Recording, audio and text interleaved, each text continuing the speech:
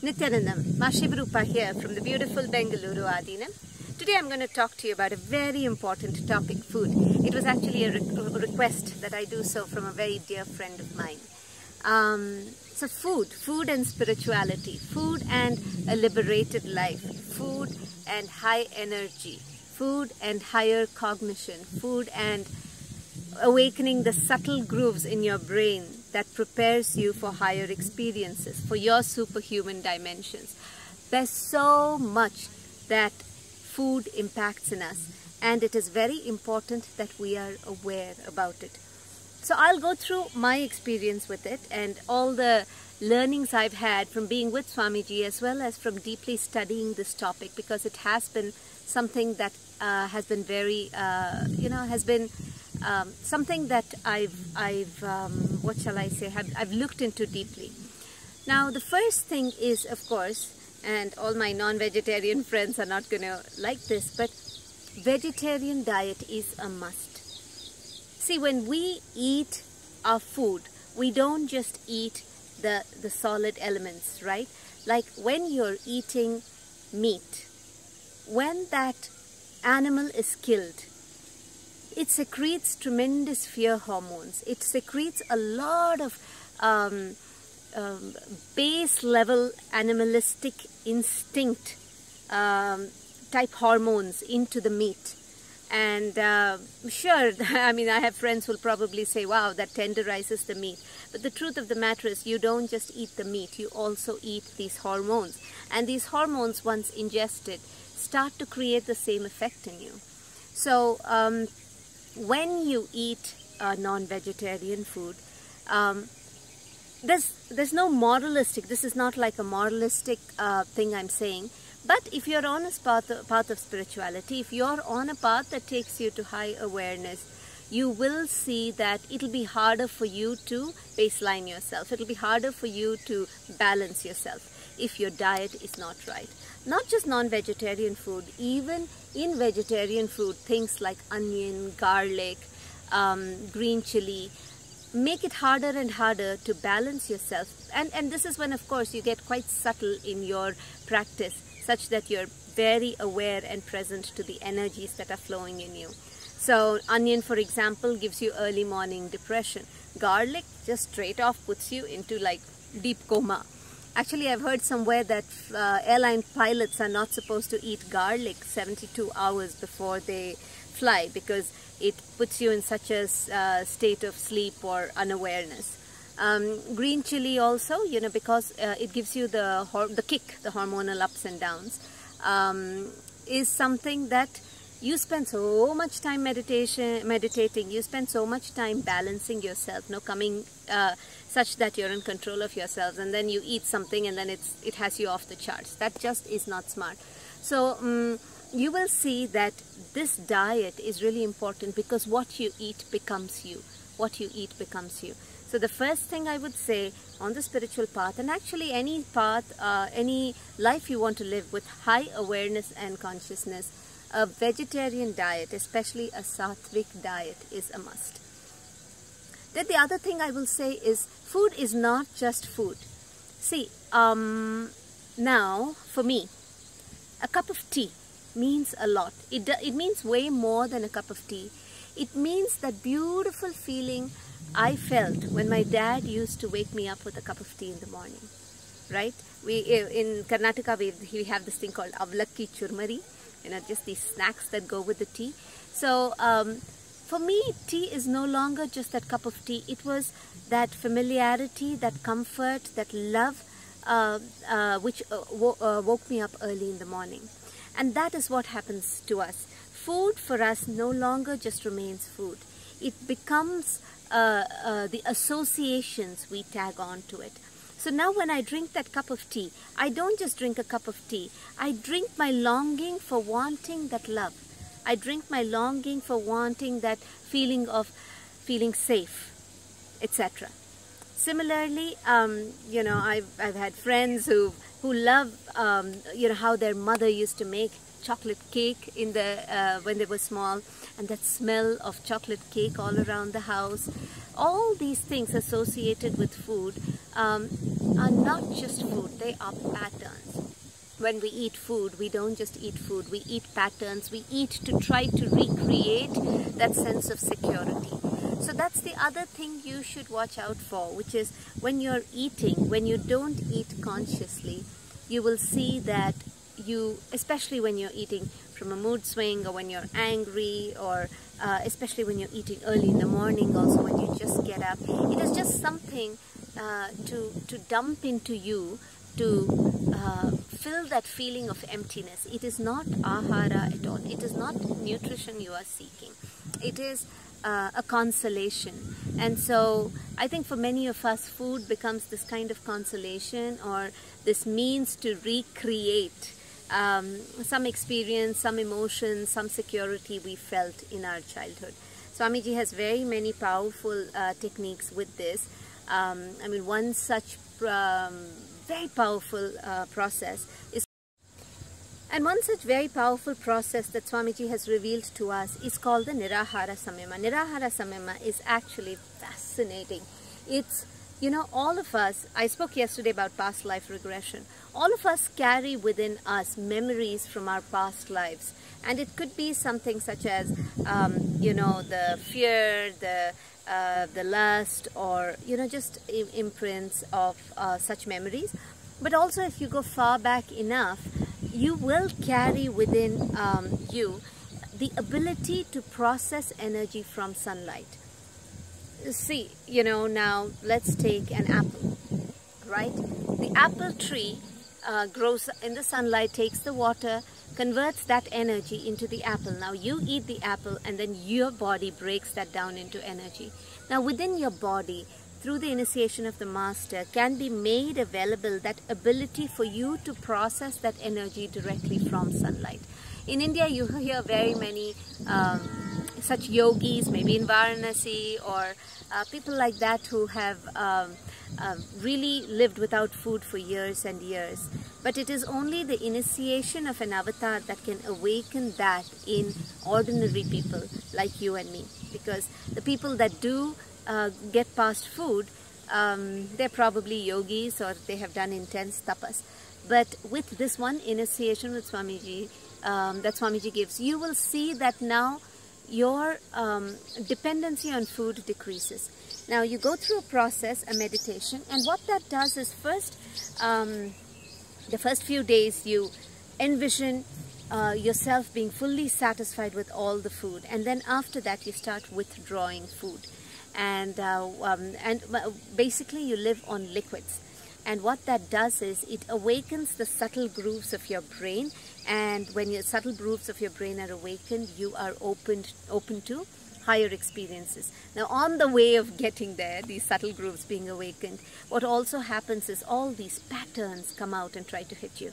Because now let's say if food for you is comfort, if food for you is security, then when you stop eating, these patterns in you, this karma in you, which is seeking this security, seeking this kind of comfort, suddenly has nowhere to go, and so it comes out. So literally, Nirahara Samyama, I would say, is a way of smoking out these patterns that are hiding behind our eating patterns, that are hiding behind the fact that we eat 3 times a day.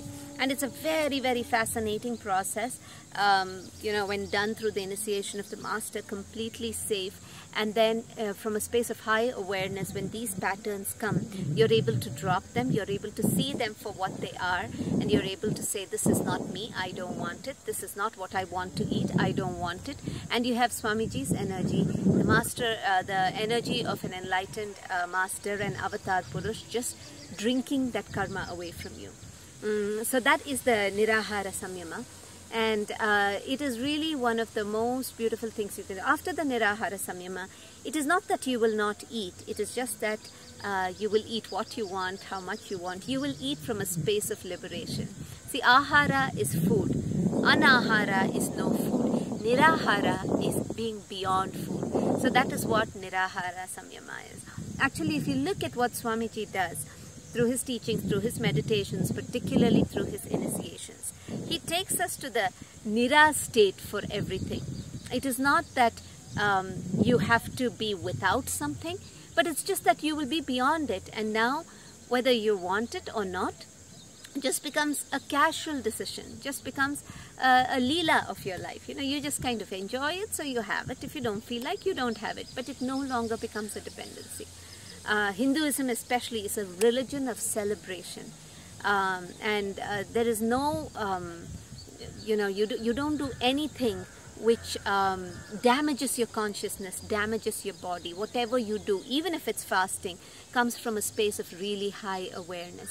So when you do the Nirahara Samyama, and as I was saying, fasting, that also, when you see how the Hindu calendar is scheduled, things like fast on Amavasya or fast during Shivaratri, these religious fasts that happen to help us tune ourselves to receive the energies that are high during festivals. The whole Vedic calendar, if you look at it, is an energy calendar. It's not like the English calendar where, like, okay, you're born on the 11th of November and now for the rest of your life, I used to be called Anupama, right? Anupama, you celebrate your birthday on the 11th of November. No, it doesn't happen that way. It's like on that 11th of November, when I was born, there was a particular energy circuit. And when that energy circuit happens again, my body and mind is in a space of receiving the energy in a much higher fashion. It's able to reprogram itself in a much higher fashion. So that is the science of this Vedic calendar. And so you'll see that when these festivals happen, those kinds of energy alignments happen. And so they are much more available to you on a human plane. Like in Shivaratri, that energy of Shiva is very present, very available. It's very palpable. You can touch Shiva. Or during Navratri, which is coming up so beautiful, Devi is going to be there very powerfully. And when you work with the schedules that are prescribed per the agamas, the fasts or the celebrations, you'll see it'll be something beautiful for your body. Actually, that is the beauty of the temple-based lifestyle. When food is served to you, it is that food that is harvested in that season, and it is the food that energetically balances you and aligns you to a very beautiful balances you to a very beautiful receiving of the cosmic energies at the time. So right now, one of my favorite festivals is coming up, Ganesh Chaturthi. Growing up, really I would say the only god I followed was Ganesha. And there was a beautiful Ganesha in the village that my mum came from. It's called Kamdolli. And he was the only god I had any sort of relationship with. And I would say he's the one I have so much to thank, because he kept me Hindu. He kept me believing in God until I met Swamiji. Maybe I'll make a whole different other video on that tomorrow. But so going back to that, when this kind of energy alignment happens, eating that food, or fasting when the Vedic calendar tells you to, or celebrating on Ganesh Chaturthi when you eat a lot of food, you eat the modaks, you eat the laddus, etc. It is an energy process. It is a blessing that is happening. So that would be my other advice, which is follow this Vedic calendar, follow the beautiful, intelligence that prescribed these practices, this kind of food, these rituals, because that was created from an enlightened mind. It was no ordinary mind that created that, nothing that used any sort of logic, right? It was actually a pure enlightened consciousness.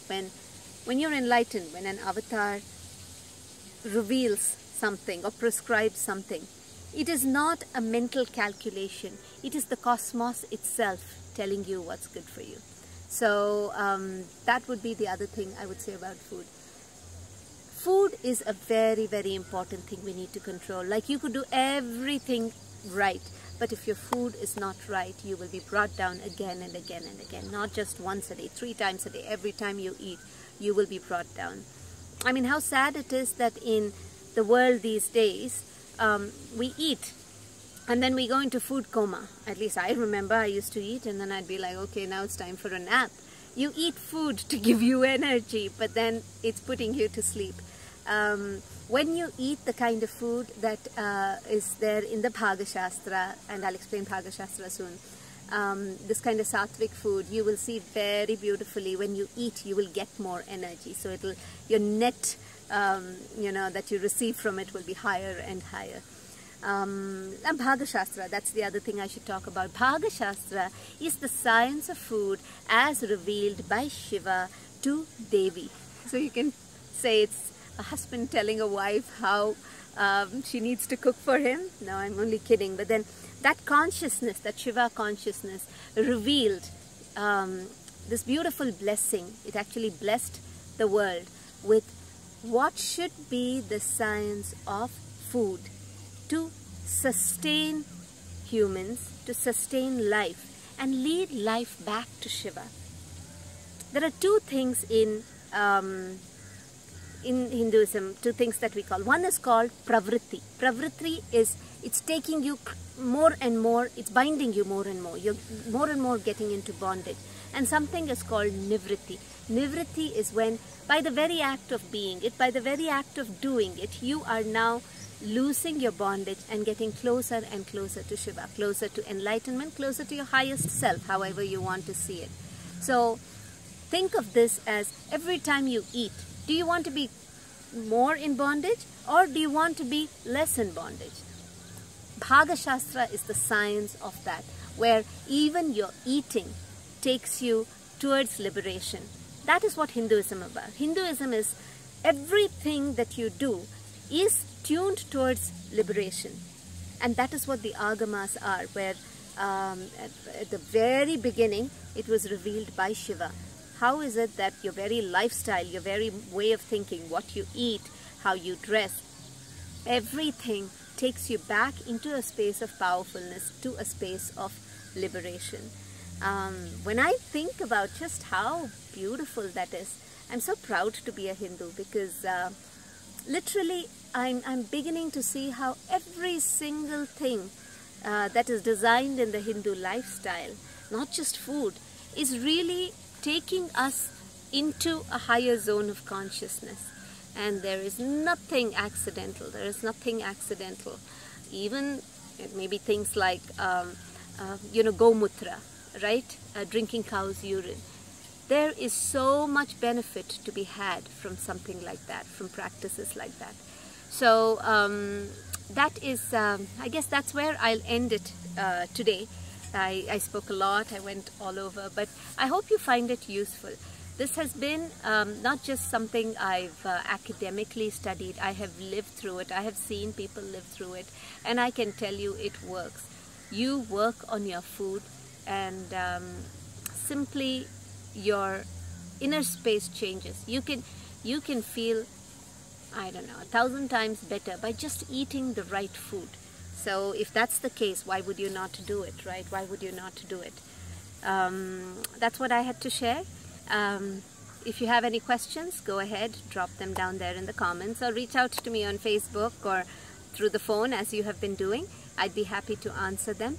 I'm so happy to share this knowledge, this wisdom, this science that I am, I'm learning being here in the Adinam, being here as a disciple of Paramahamsa Nityananda. It is so fascinating to have an avatar come down and share with us what the original truths were like. Because Kali Yuga is so messed up. We're so messed up in the society out there. We need to go back to first principles. We need to go back and learn from how humanity was there at the very beginning, which is why Swamiji spent so much time reviving the Shaiva Agamas and the Shiva scriptures. It's no longer yoga, pure yoga. It is about going back to Adi Yogi Shiva. And what did he say was that yoga was about? Because we are so messed up out there in the way our body is, in the way our thinking is, in the way our society is structured, that we have to go back to first principles. We have to go back to the drawing board. There is no salvaging what is. And Paramahamsa Nityananda is very beautifully doing that in every single aspect you can think of, whether it is food. Actually, very interestingly, very soon he's going to, I think on the 25th and 26th, there is a beautiful program called Kalpatru, Initiation into Mahasadashivoham, where Swamiji will take the science of what you eat one step further, and he is going to reveal to us the science of Aushadha. In the Vedic tradition, we say, if you take food as Aushadha, Aushadha is medicine. So when you eat food as you would eat medicine, then you will be completely healthy.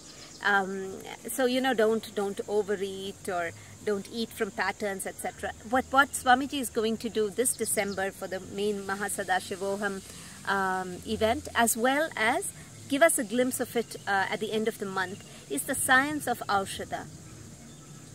What you eat, I've already told you, can have a huge impact on you. So similarly, when you eat the right herb, when you eat the right combination of you know, herbs or medicines, you can immediately be taken to a higher space.